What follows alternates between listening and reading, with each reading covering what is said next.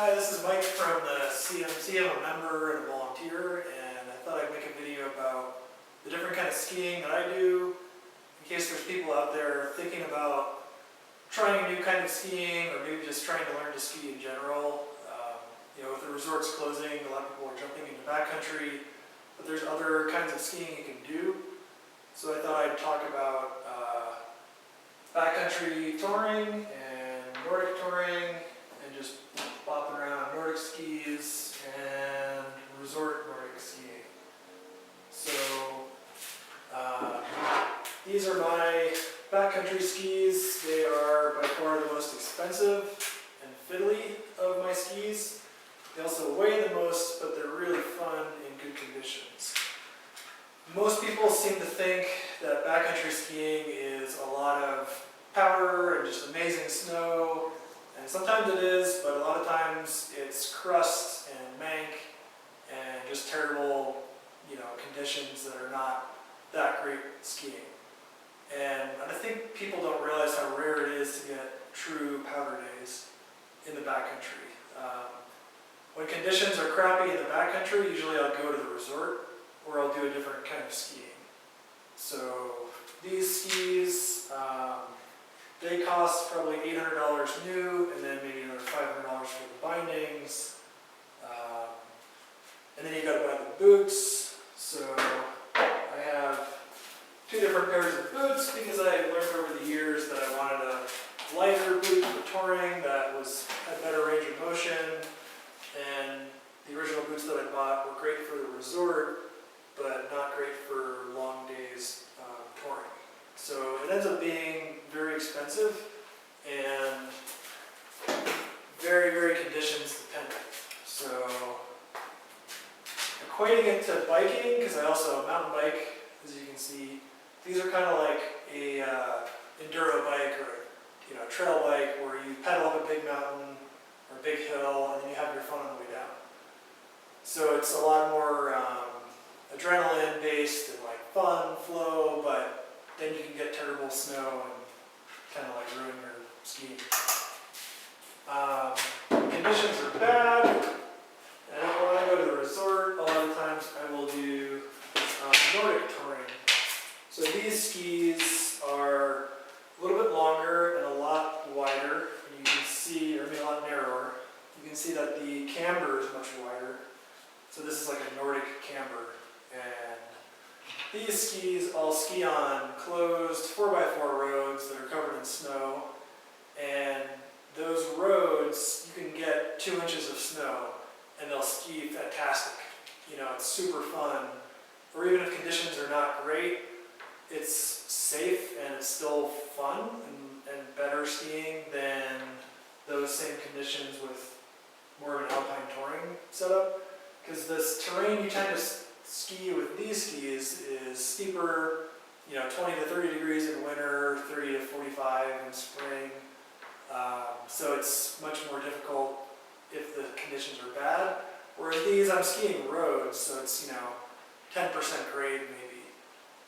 But it's much more zen-like. So if these are the enduro bikes, then this is more like trail running, or maybe using like a rigid bike, like with no suspension, because this is a lot more challenging to turn. It's longer. The boots for this kind of ski are much lighter, so the red, light boots I showed earlier are 3¼ pounds. The bigger boots are 4 pounds. These are about 2½ pounds, so it gets progressively lighter. The skis are lighter. I'll typically in a day go, 10 to 12, maybe 15 miles in these skis. Not as much elevation gain. Whereas these skis in an average winter outing, I might do 8 miles and 3,000 feet. This might be 12 miles and 1,500 feet. So it's, flatter, but you're still getting a really good workout in. And there's much less fiddle factor with Nordic skis because you just step in and go skiing. These ones, I have to put a special wax on the bottom that grips the snow instead of a skin. So once I have that wax on there, it's super easy.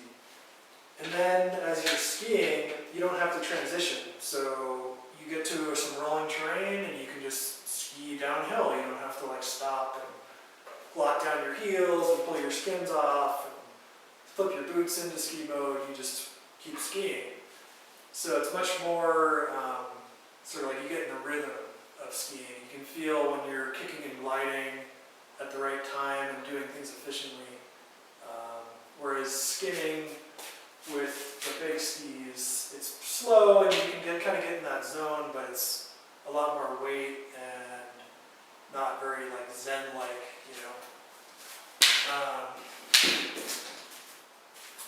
And then I have, these are like my rock skis for just around the neighborhood. So I live near Green Mountain and Lakewood, and if we get, you know, more than 8 or 10 inches of snow, I can take these guys out and I can go ski on those trails. I can ski out my front door because they don't really plow the sidewalks very quickly. And these skis are pretty beat up, but I can get a quick ski trip in right after work without having to drive and not really care if I hit some rocks or something. And they're also Nordic skis. They're just a little bit skinnier and they don't have metal edges like those skis do, so they're not great for, you know, skiing in the mountains, but just for pumping around the neighborhood, they're really fun. And the last kind of skis that I have are more like Nordic center kind of skis. So these, they're very narrow and they fit into groomed tracks at like a Nordic center that you would pay 10, 15, 20 bucks to go ski at for the day. And they're very, very light and they glide really efficiently. So these are really fun. The problem is there's not really a great Nordic center easily accessible from Denver. You pretty much have to drive to the ski resorts to get to them. So you're fighting ski traffic, which sucks. Unless you want to drive to Wyoming or like Leadville maybe. But so I don't use these very often, maybe a few times a year. But they're really fun because you can really fly along the trail. These are more like trail running, you know, like you get in that zone of just zooming along. And the same thing, there's just very little fiddle factor. And the boots for those are even lighter. I mean, these weigh, I think, under 2 pounds. So these are really comfortable, and as far as cost, you know, you can get skis with bindings for like 500 bucks, new or used for way cheaper, and then the boots might be another 150. So the whole setup for skiing at a Nordic center is less than just the skis for an alpine touring setup. And it's about the same for backcountry Nordic skis. So these are probably $300 or $400 skis, and then like another 100 bucks, 150 for the bindings, another 150 for the boots. You're probably still under the $800 just for the skis. And then with alpine touring, you also want to get educated with avalanche problems. So in Colorado, we have the most deadly snowpack in the country, statistically and also just physically, because we have a lot of cold temperatures and a thin snowpack, so it makes it very weak. So you're going to want to get your avalanche Area 1 class, and those typically are, you know, 400 or 500, 600 bucks. And then you got to get your beacon, your probe, and your shovel, so there's another $300.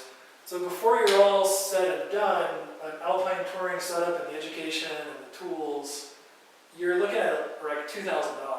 Now you can get some of the stuff used and save some money there, but you don't need any of that to ski on closed 4x4 roads near Netherland, so, or to go to a Nordic center. So it's much cheaper and I would say less conditions dependent. So because you're on shallower slopes and packed trails, you know, these skis, I can go out pretty much every day, know the conditions are going to be pretty good. The spring can get iffy when it gets like icy in the morning and then it melts during the day. That's when I start doing more alpine touring because that tends to stabilize the snowpack. But, you know, all winter long, even if it hasn't snowed in a week, I can still have a lot of fun on my backcountry Nordic setup, whereas I'm probably going to go to the resort if it hasn't snowed in a week instead of the backcountry, because the wind tends to have an effect, the sun has an effect, the snow gets really variable. So that's my take on different kinds of skiing. Another option is fat biking. So you can use a big fat tire on a mountain bike and have fun that The thing that I've noticed with fat biking is you kind of need somebody else to pack the trail, and then ideally you want a lot of people on the trail, so it makes it wider. Because if you go down like a ski track or a skin track that's packed enough maybe for your tires, the moment your front tire leaves that packed part of the trail, it dives down into the soft snow and you just fall. And then you've got no flotation on your feet. So now you got to get back on your bike, but you're like wading around in the snow. So I like fat biking, but more for when conditions are really bad. This is sort of an act of desperation for me. Or locally, around Denver, if we get 5-6 inches of snow and like half of it melts, the other half turns kind of icy, I'll take this bike out and have some fun on the trails. So it's good to have different kinds of skis and different options, just because the weather's the weather.